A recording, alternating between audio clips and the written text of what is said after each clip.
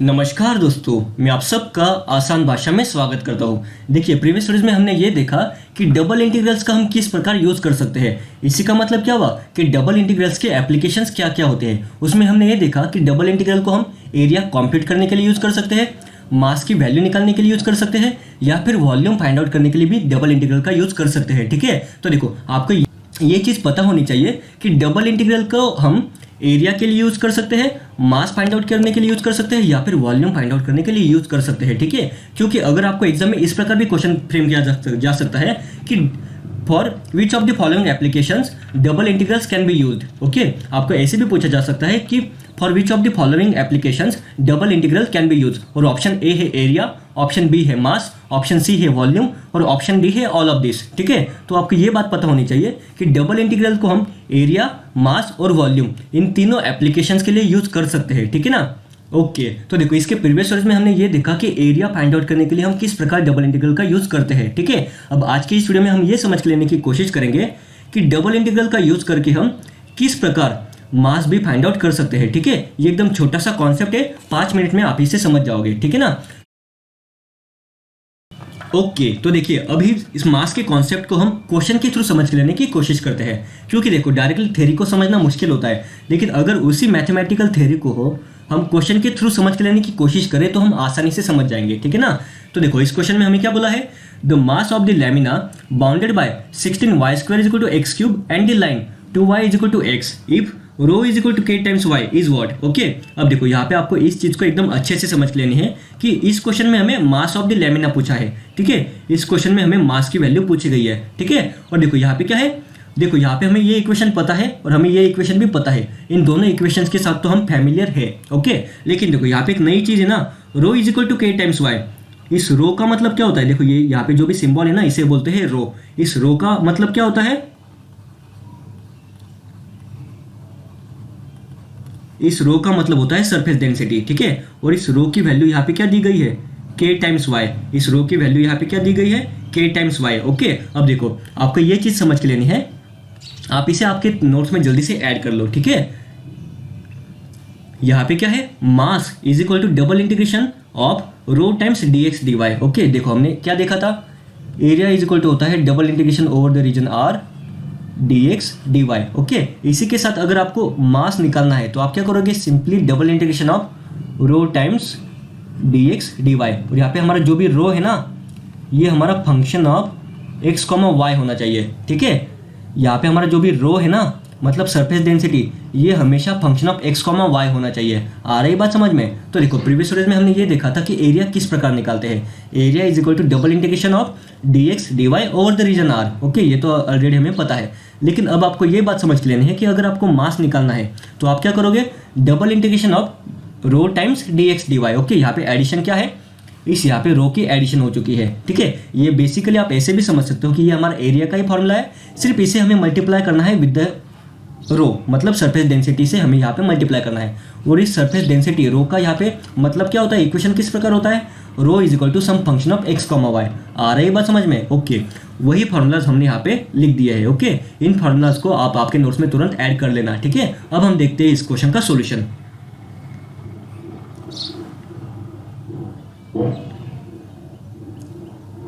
अब देखो यहाँ पे क्या है, हमें यहाँ पे मास निकालना है ना, तो हम लिखेंगे m mass is equal to double integration of rho times dx dy। ठीक है, अब देखो हमें पता है रो की वैल्यू क्या है, यहाँ पे रो की वैल्यू है k times y। k times y यहाँ पे है हमारा dx और यहाँ पे है हमारा dy। ओके, अब देखो लेकिन हमने यहाँ पे सिर्फ हमने यहाँ पे फॉर्मूला लिखा है, लेकिन यहाँ पे अपर लिमिट और लोअर लिमिट की वैल्यू क्या होगी ये तो हमें नहीं पता ना। तो अपर लिमिट और लोअर लिमिट की वैल्यू हम कैसे निकालेंगे, ये तो आपको ऑलरेडी पता है ना। तो चलो जल्दी से इस वीडियो को यहीं पे पॉज करो और इसके लिमिट्स की वैल्यू निकालने की कोशिश करो। आप इसे आसानी से निकाल सकते हो और इस क्वेश्चन को आप आगे आसानी से सॉल्व भी कर सकते हो। ओके, तो देखिए हमारे पास यहाँ पे दो इक्वेशन है ना, 16y² is equal to x³, यहाँ पे क्या है 2y is equal to x। तो देखो यहाँ पे हम y की वैल्यू निकाल सकते हैं ना, y इज इक्वल टू होगा हमारा x/2। ओके, और यहाँ पे y की वैल्यू क्या होगी, y² इज इक्वल टू है हमारा x³ अपॉन 16। ठीक है, तो y की वैल्यू क्या होगी x raise to 3/2 upon 4। Okay, मतलब यहाँ पे हमें y के दो इक्वेशंस मिल चुके हैं। ठीक है, यहाँ पे हमें y के दो वैल्यूज मिल चुके हैं। ठीक है, इसी का मतलब क्या हुआ, अगर इसे हम सबसे पहले with respect to x integrate करना चाहे तो हमारे पास लोअर लिमिट और अपर लिमिट की वैल्यू हमें मिल चुकी है। ठीक है ना, देखो यहाँ पे आ जाएगा लोअर लिमिट x/2 और अपर लिमिट की वैल्यू क्या है, x raise to 3/2 upon 4। Okay, तो देखो ओके ये हमारी वैल्यू बन चुकी है with respect to y। Okay, ये हमारे x के फंक्शन है ना, इसी का मतलब क्या हुआ, इसे हम सबसे पहले इंटीग्रेट करेंगे विथ रिस्पेक्ट टू y। आ रही बात समझ में, और बाद में हम इसे इंटीग्रेट करेंगे विथ रिस्पेक्ट टू x। ठीक है, तो यहाँ पे हमने जो भी वैल्यूज निकाली ये y की वैल्यूज है, जो हमने यहाँ पे अंदर वाले इंटीग्रेशन के लिमिट्स को यहाँ पे लिख दिया है। तो इसे हम सबसे पहले इंटीग्रेट करेंगे विथ रिस्पेक्ट टू y। आ रही बात समझ में, और बाद में हम इसे इंटीग्रेट करेंगे विथ रिस्पेक्ट टू x। ठीक है, अब हमें विथ रिस्पेक्ट टू x अगर इसे इंटीग्रेट करना है तो यहाँ पे x की भी तो हमें वैल्यू चाहिए ना। तो देखो यहाँ पे क्या है, y equal to x raise to 3/2 x raise to 3/2 upon 4। यहाँ पे क्या है, y equal to x raise to 3/2 upon 4, और यहाँ पे क्या है, y इक्वल टू x/2, मतलब यहाँ पे आ जाएगा x/2। ओके, अब देखो इसी को अगर हम और सिंप्लीफाई करें तो यहाँ पे क्या आ जाएगा, यहाँ पे क्या है, x raise to 3/2। X raise to 3/2 का मतलब क्या, x into root x. Okay, और यहाँ पे अपॉन 4 है ना, तो यहाँ पे अपॉन 2 आ जाएगा, और यहाँ पे आ जाएगा x/1। ठीक है, और देखो इस x के साथ ये x कैंसिल आउट हो गया, और अगर रूट x की वैल्यू है हमारी 2 तो x की वैल्यू क्या होगी, 4 होगी। ओके, यहाँ पे x की वैल्यू 4 होगी। ओके, और उसी प्रकार अब अगर आप इस इक्वेशन में x की वैल्यू 0 रखो तो भी ये इक्वेशन हमारा सेटिस्फाई करने वाला है ना। तो इसी का मतलब क्या हुआ, यहाँ पे हमें x के लिमिट्स की वैल्यू मिल चुकी है, x is equal to 0 and x is equal to 4। इसी का मतलब क्या हुआ, यहाँ पे लोअर लिमिट है 0 और अपर लिमिट है 4। ओके, अब आप इस क्वेश्चन को आगे एकदम इजीली सॉल्व कर सकते हो ना। अब आप इस क्वेश्चन को आगे एकदम इजीली सॉल्व कर सकते हो, क्योंकि ये बेसिक हमारा डबल इंटीग्रेशन की भाषा में ये इक्वेशन, ये क्वेश्चन कन्वर्ट हो चुका है। ठीक है, तो यहाँ पे क्या इंटीग्रेशन फ्रॉम लिमिट 0 to 4। अब देखो k टाइम्स y का integration with respect to y क्या होगा, देखो हमें पता है k तो हमारा,